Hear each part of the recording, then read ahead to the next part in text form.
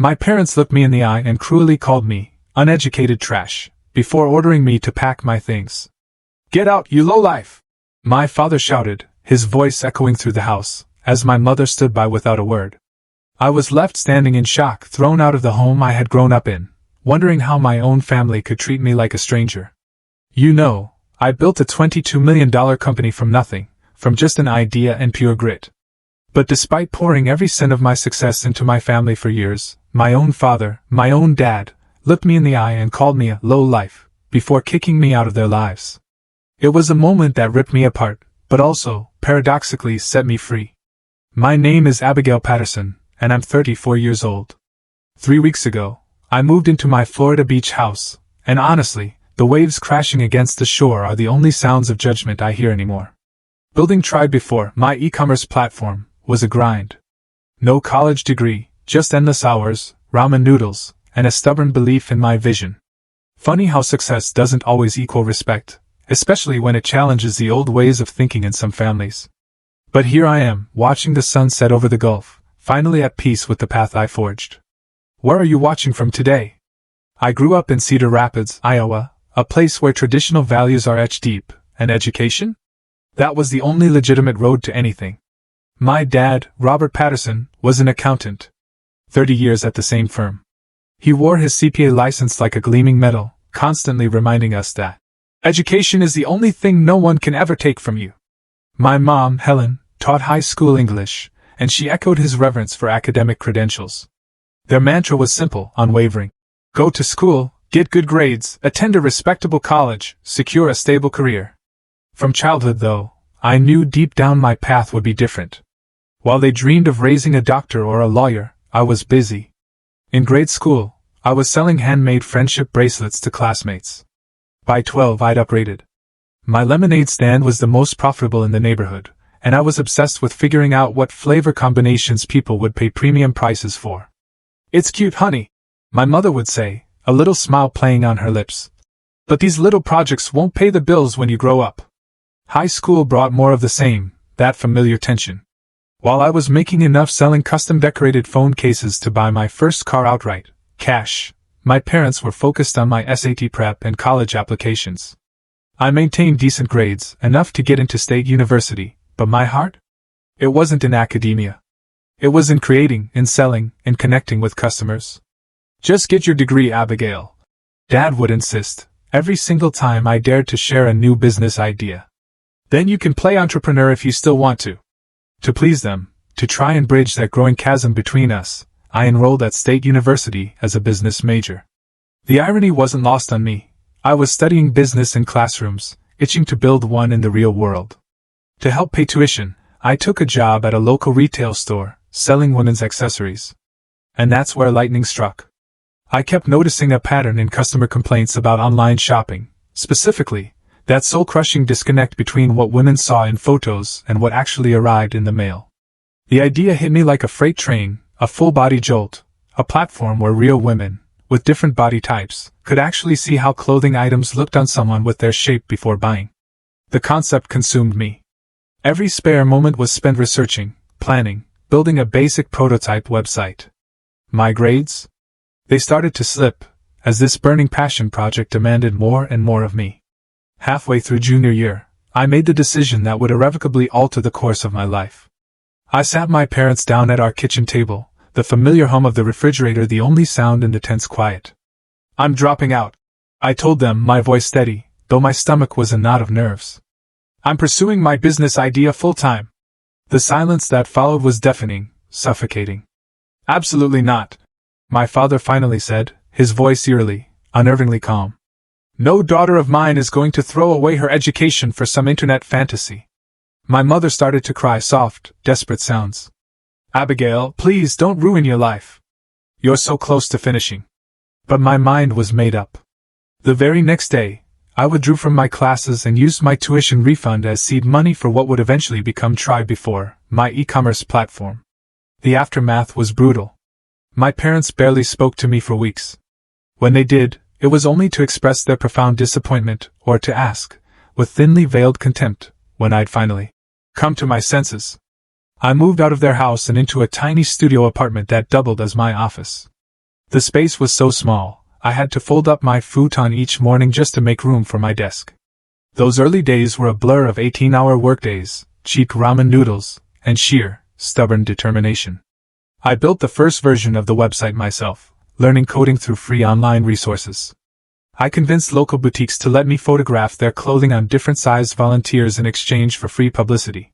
Each night, I'd fall asleep to the soft glow of my laptop, utterly exhausted but exhilarated. 3 months in, the site went live. The first sale came 2 days later. Then another. Then 10 more. By month 6, we were processing over 50 orders daily, and I'd hired my first part-time employee, a photographer named Rachel who believed in the vision as much as I did. At the 1-year mark, I invited my parents to see this small office space I'd leased, thinking that seeing the physical manifestation of my dream might help them finally understand. "It's nice," my mother offered hesitantly, looking around the modest, cramped space. My father just nodded stiffly. "How much are you making after expenses?" When I showed him the books, we were actually profitable, a rarity for startups our age. He simply said, "Let's hope it lasts. It's not too late to go back and finish your degree." That night, I cried myself to sleep. Not from sadness, but from a deep, aching frustration. I was building something real, something that genuinely helped women feel confident in their purchases, and it still wasn't enough. But I dried my tears by morning and got back to work. If I couldn't earn their approval, I'd at least prove to myself that I'd made the right choice. Little did I know then that financial success would only widen the rift between us, or that the daughter they considered a disappointment would one day become their financial savior. The transition from startup to actual company happened so gradually that sometimes I didn't even notice the milestones until they passed. One day I was working alone, the next I had 5 employees crammed into our tiny office, the air conditioning struggling to keep up with the body heat and humming computers. The try before concept resonated deeply with women tired of the online shopping disappointment cycle. Our platform allowed users to upload their measurements and see clothes modeled by women with similar body types. What made us truly unique was our real body approach. We refused to use professional models, instead featuring actual customers who received store credit for modeling new arrivals. 18 months after launch, we hit a roadblock. Our server kept crashing from increased traffic, and we desperately needed capital to scale properly. After 67 rejections from investors, many of whom suggested I find a technical co-founder, code for a man who knows computers, I finally found a believer in Janet Kingsley, a sharp female angel investor who had built and sold 2 tech companies. "You've created something I wish existed when I was younger," she told me after our pitch. "And you've done it without burning through mountains of cash. That's rare." Her investment of $500,000 for a 5% stake value tried before at just over $3 million.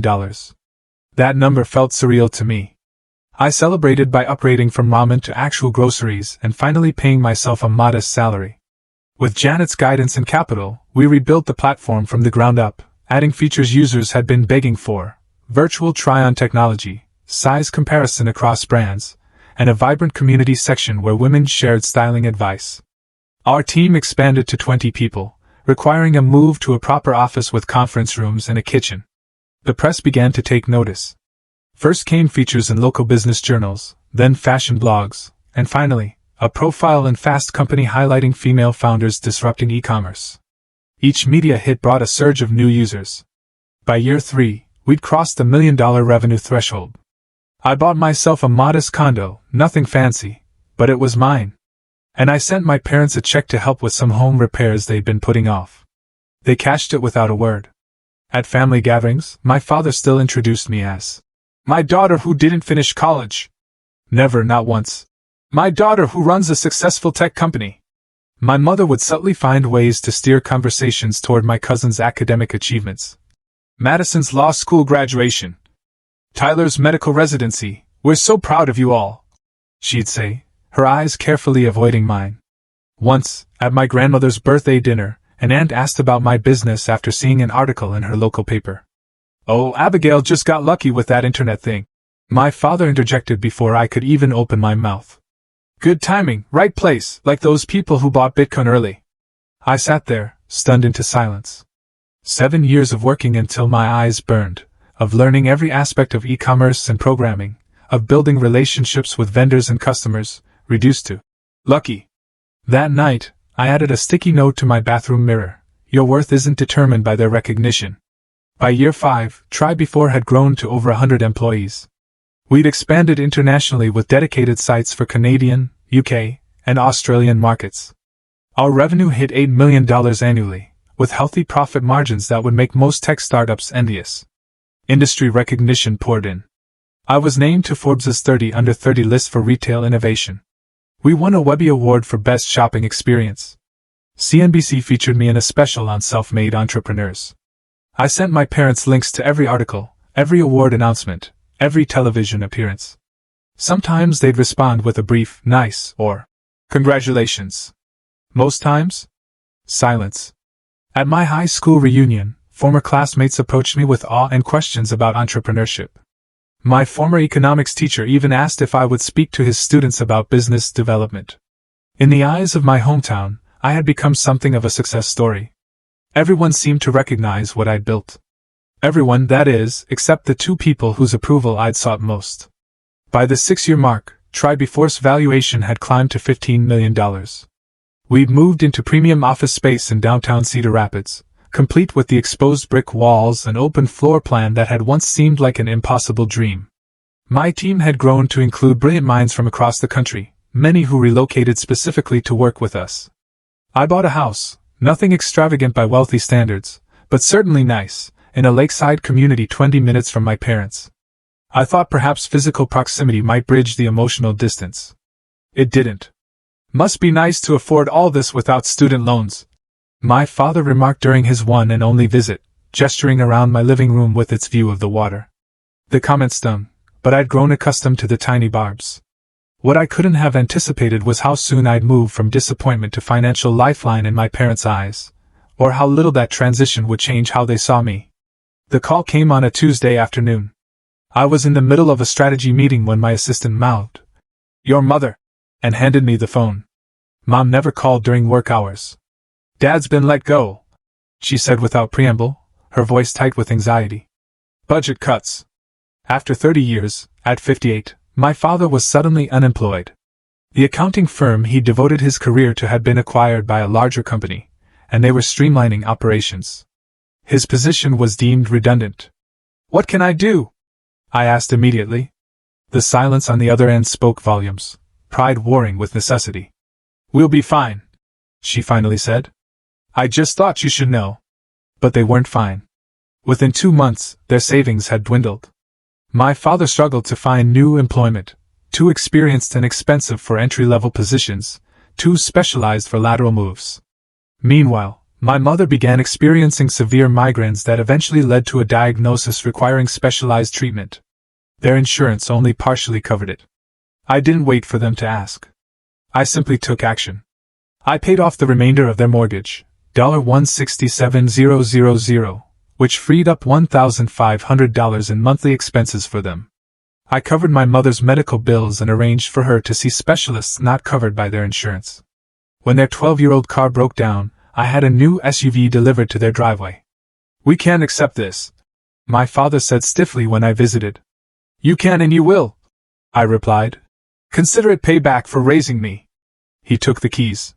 What began as emergency assistance evolved into regular financial support. I set up a monthly transfer to their account, enough to cover utilities, groceries, and insurance premiums. When their kitchen needed renovation, I paid for it. When the roof began leaking, I replaced it. During this same period, my younger brother Mark was accepted to an expensive private college. Without discussion, I covered his tuition, room, and board. For my sister Emma's wedding, I wrote a check that gave her the celebration our parents could no longer afford. The money flowed one way, from my bank account to my family's needs. The acknowledgement of what this represented, however, never followed the same path.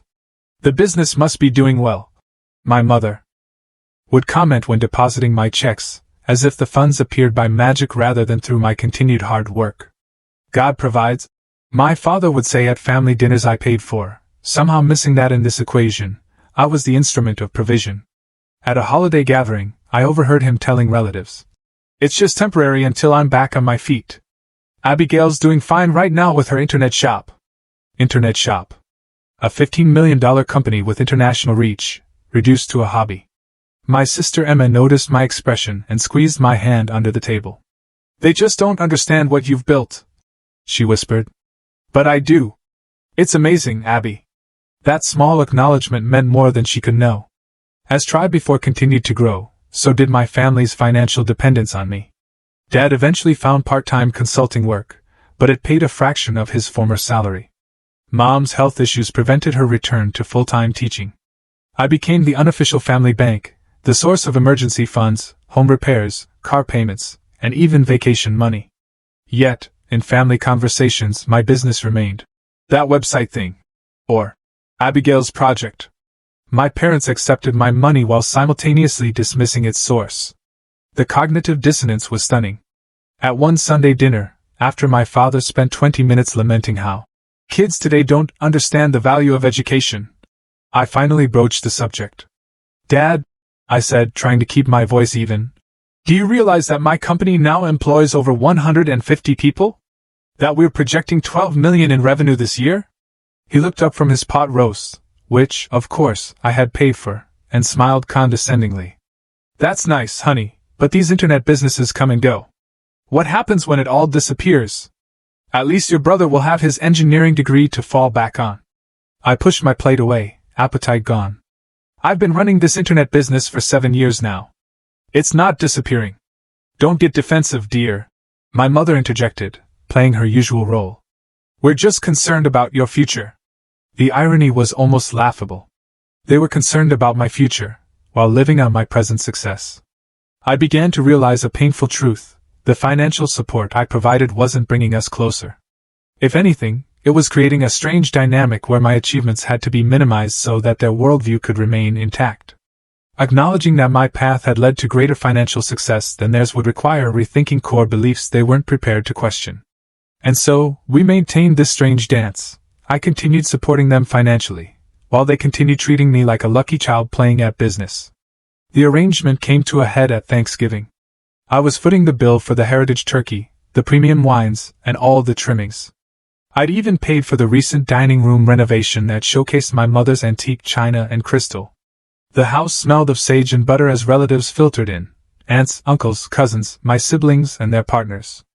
I'd arrived early to help with preparations, eager for a rare day away from the office. Try Before was in the middle of our busiest season, with Black Friday and holiday shopping approaching, but family came first. I was in the kitchen, transferring rolls to a basket, when I overheard my father's voice from the living room. He was speaking to my Uncle Philip, not realizing how sound carried through the heating vent. Sure, Abigail's little company is doing fine now, he was saying, his voice dismissive. But she was just lucky with her timing.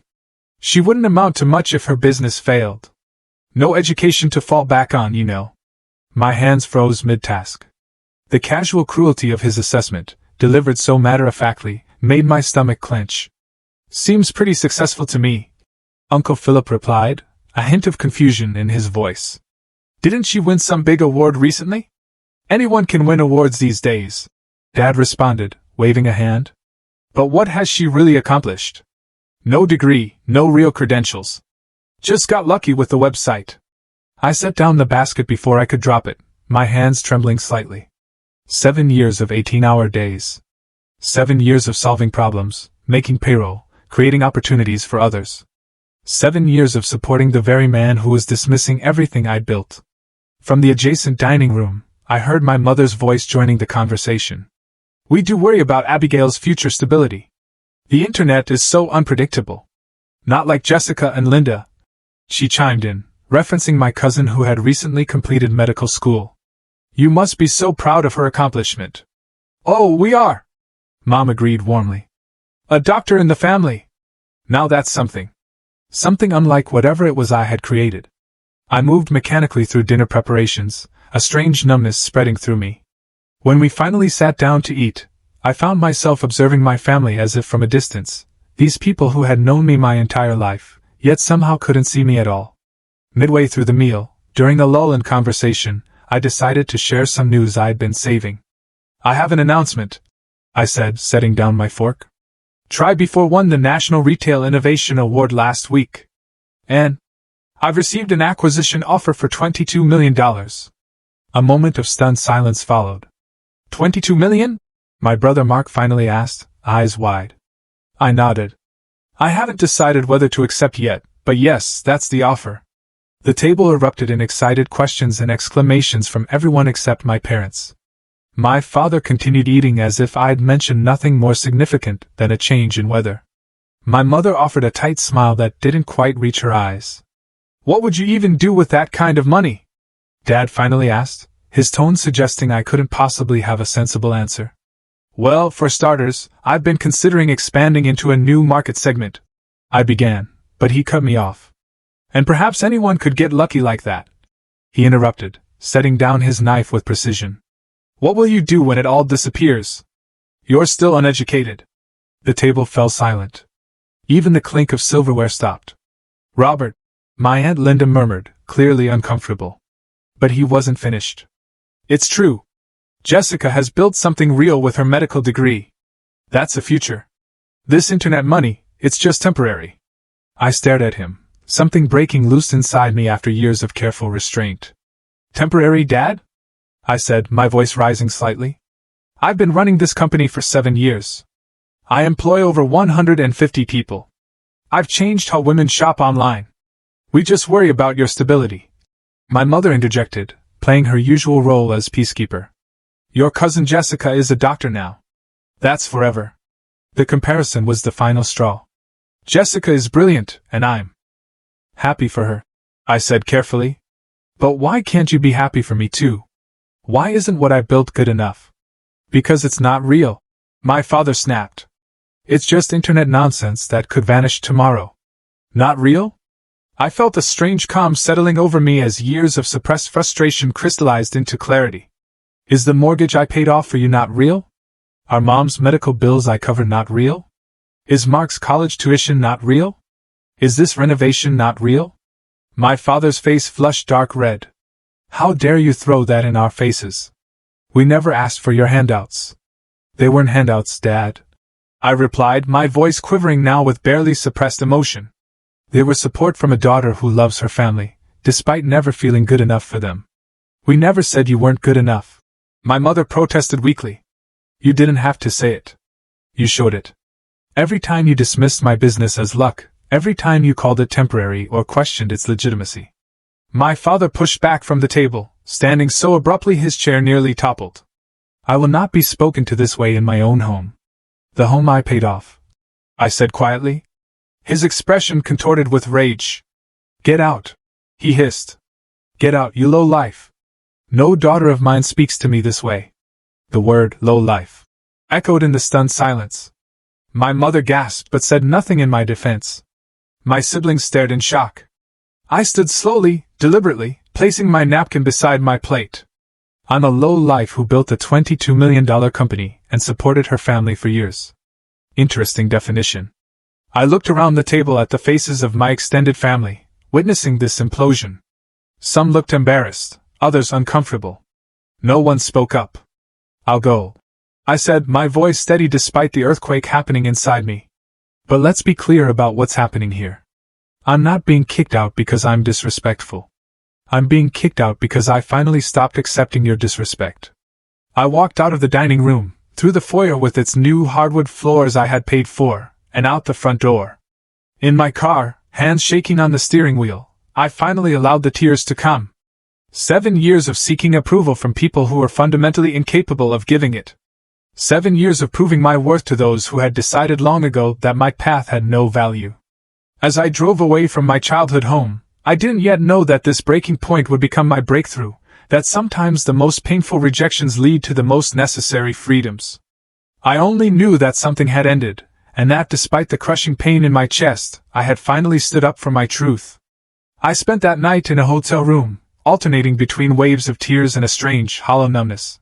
By morning my eyes were swollen, but my mind had achieved an unnatural clarity. I took a personal day, my first in months, and sat by the window watching snow fall on the hotel parking lot.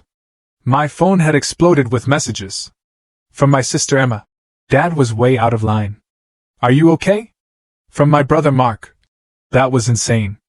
Call me. Even from Aunt Linda. Your father should never have spoken to you that way. Conspicuously absent were any messages from my parents. Around noon, I called my best friend Miranda, who had moved to Boston years earlier but remained my emotional anchor. He called you a low life, she repeated, her voice incredulous, after I recounted the previous night's events. Abby, that's not just disrespectful, it's cruel. Maybe I shouldn't have brought up the money, I said, still, somehow, finding ways to blame myself. Stop it, Miranda said firmly. You stated facts. He's been taking your money while belittling your success for years. That's not love, Abby. That's exploitation. Her words hit me like a physical blow. Exploitation? Had I been allowing myself to be used? But they're my parents, I whispered. I'm supposed to help them. Help, yes. Subject yourself to emotional abuse, no. Miranda's voice softened. Honey, would you let a friend or employee be treated the way your parents treat you? The question hung in the air. Of course I wouldn't. I'd built a company culture based on respect and recognition of achievement. I'd ended client relationships with companies that mistreated my team. Yet I'd accepted, even enabled, this dynamic with my own family. Over the next few days, I made several attempts at reconciliation. I called my parents home multiple times, leaving voicemails when they didn't pick up. I sent an email saying I was open to talking when they were ready. I even drove by the house once, losing courage before I could knock on the door. A week passed. Then two. Their silence spoke volumes. Meanwhile, the acquisition offer deadline was approaching. The potential buyers, a larger retail platform looking to incorporate our technology, needed an answer. The $22 million figure represented years of work, risk, and vision. It would provide financial security I'd never imagined possible for someone who'd grown up in a middle-class Midwestern household. I scheduled a meeting with Dr. Cassandra Wright, a therapist I'd started seeing earlier that year to help manage the stress of running a growing company. Now our session focused on something much more personal. Your parents have shown you exactly who they are and what they value, Dr. Wright said after listening to my story. The question is, can you accept that reality, rather than continuing to hope for the parents you deserve but don't have? What about the acquisition? I asked. Part of me feels like if I take it, I'm giving up on proving myself to them. She leaned forward. Abigail, you've been trying to prove yourself for 7 years. At what point do you accept that the goalpost will keep moving? That night I made 2 decisions. I would accept the acquisition offer. And I would use this opportunity to create distance, both physical and emotional, from the toxic family dynamic I'd been enabling. The next morning, I called Janet Kingsley, my initial investor and now board member. I'm accepting the offer, I told her. But I have one condition. I want to relocate the headquarters to Florida. Florida? She questioned. That's quite a change from Iowa. I need a fresh start, I said simply. Janet, who had become something of a mentor over the years, was silent for a moment. This is about your family, isn't it? I hadn't shared the details of Thanksgiving with her, but she was perceptive enough to have noticed the pattern over the years. Yes, I admitted. I can't keep trying to win approval that's never going to come. It's affecting my mental health and honestly my leadership. You don't need my permission, she said kindly, but for what it's worth, I think it's the right call. Both the acquisition and the move. The wheels were set in motion. The acquisition would be structured as an initial payment with a 3-year earn-out period, where I'd continue leading the division. The buyers were amenable to the Florida relocation, as they had offices in Miami already. During this transition period, my siblings reached out separately.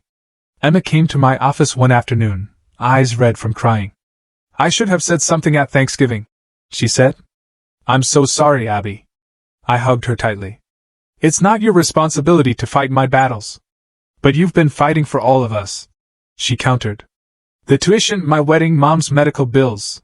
You've carried this family, and they treat you like you're nothing. Mark's approach was different. He called to tell me Dad had reached out to him about help with some expenses. I told him to ask you, he said. He said he'd rather not. What happened? Are you cutting them off? The question caught me off guard. I hadn't actually made that decision consciously, but I realized I'd stopped the automatic transfers to their account after Thanksgiving. I'm taking a step back, I said carefully. They can't treat me like I'm worthless while simultaneously relying on my financial support. That's fair, Mark conceded. But Abby, they really do need help. The property taxes are due and Mom needs some follow-up treatments. I closed my eyes, the familiar weight settling on my shoulders. The part of me that still craved their approval wanted to immediately solve the problem, to be the good daughter, despite everything. But Dr. Wright's words echoed in my mind. At what point do you accept that the goalpost will keep moving? I'll think about it, I told Mark.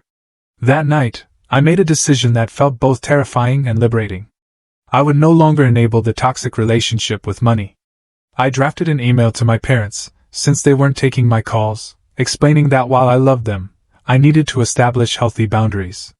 I cannot continue to provide financial support to people who don't respect me or what I've built, I wrote. When you're ready to have a relationship based on mutual respect, I'll be here. Until then, I need to step back for my own well-being. I hit send before I could lose my nerve, then sat in the dark of my living room, crying for the relationship I'd hoped for but never truly had. 2 days later, the acquisition paperwork was finalized. The first installment, $12 million after taxes, was deposited into my account. The remaining $10 million would come through the earn-out period if targets were met. I was officially a millionaire, many times over, and I had never felt more alone. That weekend, I flew to Florida to begin house hunting. As the plane lifted above the gray Iowa winter sky, I felt something unexpected beneath the sadness, a glimmer of hope. Perhaps in leaving, I could finally find what I'd been searching for all along, not their approval, but my own peace. The beachfront property wasn't the largest or most expensive on the market, but something about it called to me immediately. 3 bedrooms, a wraparound deck, floor-to-ceiling windows facing the Gulf of Mexico. It was nothing like the practical Midwestern homes I'd grown up in. It was vibrant, open, and unapologetically beautiful. It's perfect, I told the realtor after the walk-through. I'll take it. The speed of the decision surprised even me. After years of seeking approval for every single choice, the freedom to follow my instincts felt almost dizzyingly liberating. I closed on the house in January and immediately hired a local designer to help furnish it. No more beige walls and practical furniture chosen for durability rather than joy. This home would reflect who I was becoming, not who I'd been told to be. Bold colors in the living areas, I instructed the designer, Lucia. And I want the main bedroom to feel like a sanctuary. She smiled, seeming to understand the subtext. Starting fresh, completely, I confirmed. While the house was being prepared, I focused on the business transition. The acquiring company had been true to their word about keeping our team intact. For those who did choose to relocate to Florida, I arranged generous relocation packages and temporary housing. Our new offices in Tampa were modern and bright, with views of the bay and an energy that felt aligned with our next chapter. The parent company largely left us to operate independently, appreciating that our unique culture was part of what made Try Before successful. By March, I was settled in my new home and finding my rhythm in this unfamiliar but welcoming environment. The perpetual sunshine felt metaphorically appropriate, a literal brightness after years in the shadow of disapproval. I made conscious efforts to build a social circle. I joined a beachside yoga class, attended local business networking events, and even tried paddle-boarding lessons where I spent more time falling into the water than standing on the board. The instructor, a laid-back woman named Diane, became my first new local friend. You need to stop overthinking it, she advised during one particularly frustrating session. Your body knows what to do if your mind would just get out of the way. The comment struck me as applicable to more than just paddleboarding. As spring bloomed into summer, my new life took shape. I established a routine that prioritized balance, something I'd never allowed myself in Iowa. Mornings began with coffee on the deck, watching dolphins play in the distance. Workdays were productive but no longer all-consuming. Evenings often involved walks on the beach or dinners with new friends. I launched a mentorship program for young entrepreneurs without college degrees, remembering how isolating it had felt to forge that path alone. The Unconventional Founders Initiative paired seasoned business owners with promising talent who lacked traditional credentials but possessed drive and vision. Education comes in many forms, I told the cohort at our kickoff event. Some of the most valuable lessons can't be taught in classrooms. The program gave me a sense of purpose beyond the day-to-day business operations. It felt healing to create the support system I wished I'd had. Communication with my family had become sporadic. Emma called regularly, genuinely interested in my new life. Mark checked in occasionally, usually with updates about his engineering career or more awkwardly veiled references to our parents' continuing financial struggles. I maintained my boundary about financial support, though the guilt never fully dissipated. 6 months after my move, the doorbell rang on a Sunday afternoon. I wasn't expecting anyone and was surprised to find my mother standing on my porch, looking small and out of place against the backdrop of palm trees and tropical flowers. "Mom?" I said, genuinely shocked. What are you doing here?" "Your assistant gave me the address when I called your office," she explained. "May I come in?" I stepped aside, my mind racing. She looked around the open concept living area with its turquoise accents and artistic touches, so different from her own traditional decor. "It's very bright," she offered, which from Helen Patterson constituted high praise for anything unconventional. I made coffee, and we sat on the deck overlooking the water, an awkward silence stretching between us. Finally she spoke. "Your father doesn't know I'm here." I figured as much. She twisted her wedding ring, a nervous habit I recognized from childhood. "We're struggling, Abigail. The property taxes have doubled and my treatments aren't fully covered by insurance." There it was. The real purpose of her visit. Not reconciliation, but financial necessity. "I see," I said quietly. "We're not asking for much," she continued, almost pleadingly. "Just what you used to send before Thanksgiving." I took a deep breath, steeling myself against the familiar pull of obligation. "Mom, I can't go back to how things were. Dad called me a lowlife and kicked me out of your lives. Neither of you has apologized or even acknowledged how hurtful that was. He was upset, you know how he gets." "That's not an excuse for emotional abuse, Mom," I said, the therapy-derived term feeling foreign but accurate on my tongue. She flinched. "That's a very harsh way to describe family disagreements." "Is it? Would you accept a husband speaking to you the way Dad spoke to me? Would you advise a friend to maintain a relationship with someone who treated them that way?" She stared out at the ocean, avoiding my gaze. "It's different with family." "It shouldn't be," I countered. "If anything, family should treat us better than strangers do, not worse. We're your parents, Abigail. We need your help." The familiar guilt twisted in my stomach. I thought of all the resources I now had, the millions in my account, the comfortable lifestyle, the freedom. Wouldn't a good daughter share that abundance? Then I remembered Dr. Wright's guidance: support without respect isn't love. It's exploitation. "I can't help you financially while nothing changes in our relationship," I said firmly. "I'm happy to help you both find financial planning resources, or to connect Dad with job opportunities through my network. But I won't send money to people who don't respect me or what I built." Her expression hardened. "So that's your ultimatum? Either we pretend to approve of your choices, or you'll let us struggle." The characterization stung, but I held firm. "That's not what I said. I'm not asking for approval. I'm asking for basic respect. There's a difference." "Your father was right," she said, standing abruptly. "Success has changed you." "No, Mom. What's changed is that I finally recognize my own worth, with or without your validation." She gathered her purse, her movement stiff with disapproval. "Well, I guess we know where we stand. Either help us financially, or you're not part of this family." The words hit like a physical blow, but somehow I remained standing. "I'm already not part of the family in your eyes. I have been since the moment I chose my own path." She left without another word. I watched her rental car disappear down the palm-lined street, then sank onto the deck steps, letting the tears come. The finality of the moment wasn't lost on me. She had traveled over 1,000 miles not to heal our relationship, but to re-establish the financial arrangement that benefited them. That evening, I walked along the shoreline as the sun set, painting the sky in shades of orange and pink. The waves lapped gently at my feet, their rhythm somehow soothing the jagged edges of my pain. For the first time, I fully accepted that I might never have the parental relationship I longed for, and that continuing to chase it was preventing me from building the life I deserved. Sometimes the most difficult endings make the most necessary beginnings possible. As darkness fell over the gulf, I made peace with my choice. The family I was born into might never see my worth, but that didn't mean I couldn't create a chosen family who would. 1 year after moving to Florida, I stood on my deck watching a spectacular sunset, a glass of wine in hand, and a sense of calm I'd once thought impossible. The anniversary hadn't been planned as a moment of reflection, but as the fiery orange sun melted into the Gulf waters, I couldn't help but measure the distance I'd traveled, not just geographically, but emotionally.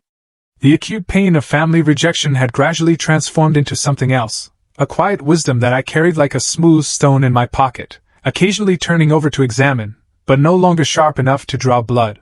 The business continued to thrive under the new ownership structure. Our user base had expanded by 30%, and the technology we'd pioneered was being implemented across the parent company's other platforms. I'd met all the year one earn-out targets, securing another portion of the acquisition payment. But the most significant changes weren't professional or financial, they were internal. I'd spent so many years seeking external validation that learning to trust my own judgment felt like discovering a new sense. Decisions that once would have triggered anxious second-guessing now came more guided by intuition and experience, rather than fear of disapproval. I'd begun working on a new venture, a platform connecting self-taught professionals with companies looking beyond traditional credentials in their hiring practices. The project stemmed from my own experience and the Unconventional Founders Mentorship Program, which had grown to support over 50 entrepreneurs across the country. This time, the work felt different. I wasn't building to prove my worth or to earn recognition. I was creating from a place of purpose and joy, because the work mattered, not because I needed it to validate my existence. My social circle had expanded to include a diverse group of friends who knew me as I was now, not as the perpetual disappointment I'd been cast as in my family narrative. We gathered for beach bonfires, community volunteer days, and lazy Sunday brunches where conversations flowed naturally, unburdened by decades of unspoken resentments. Therapy continued to be a cornerstone of my healing journey. Dr. Wright had connected me with a colleague in Tampa, Dr. Martinez, who specialized in family estrangement and adult children of emotionally immature parents. The hardest part for many people, Dr. Martinez observed during one session, is accepting that they didn't do anything wrong. That sometimes, no matter how perfect you try to be, some parents are simply incapable of giving the love and recognition their children deserve. That permission to stop blaming myself for a dynamic I hadn't created was perhaps the most liberating aspect of my healing. In April, my phone rang with an unexpected caller ID, Emma. "Hey stranger." I answered, smiling. Though we spoke regularly, she rarely called midweek. "I did something you might not like," she began, uncharacteristically hesitant. "Should I be sitting down for this?" "Maybe. I'm at the Tampa airport." I nearly dropped the phone. "You're here? In Florida?" "Surprise," she offered weakly. "I can get a hotel if it's not a good time." "Don't you dare. Send me your terminal information, I'm leaving now to get you." An hour later, we were sitting on my deck, the early evening breeze ruffling Emma's hair as she took in the view. "It's even more beautiful than your photos," she said. "I can see why you love it here." "It's home now," I replied simply. "But what brings you all this way without warning? Is everything okay?" She sat down, her eyes tea untouched, her expression turning serious. "I wanted to apologize. In person." "For what?" "For not standing up for you at Thanksgiving, and all the times before that. For accepting your help with my wedding while letting them dismiss everything you've built." Her eyes filled with tears. "For being a coward." I reached for her hand. "Emma, you weren't a coward. You were surviving a difficult family dynamic, just like I was.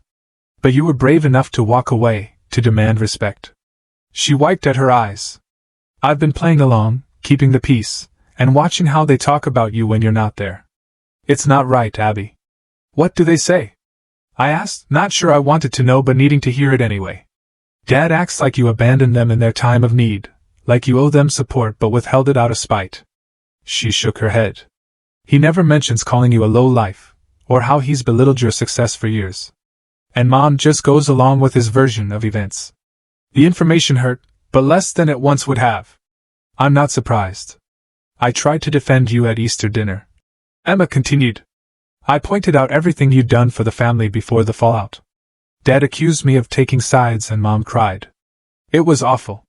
I'm sorry you're caught in the middle. That's just it. I don't want to be in the middle anymore." She straightened, a determination in her expression I'd rarely seen. "I want to be firmly on the side of truth. Which is why I came to apologize and to tell you, I understand now. You made the right choice." Those words, "you made the right choice," unlocked something I hadn't realized was still tightly bound within me, a remaining doubt that perhaps I'd been too harsh, too unforgiving, too willing to walk away from family. Hearing my sister's validation felt like permission to finally, fully release that last thread of guilt. During Emma's 4-day visit, we talked more openly than we ever had growing up in our parents' home. She shared her own struggles with our father's impossible standards and our mother's conflict avoidance.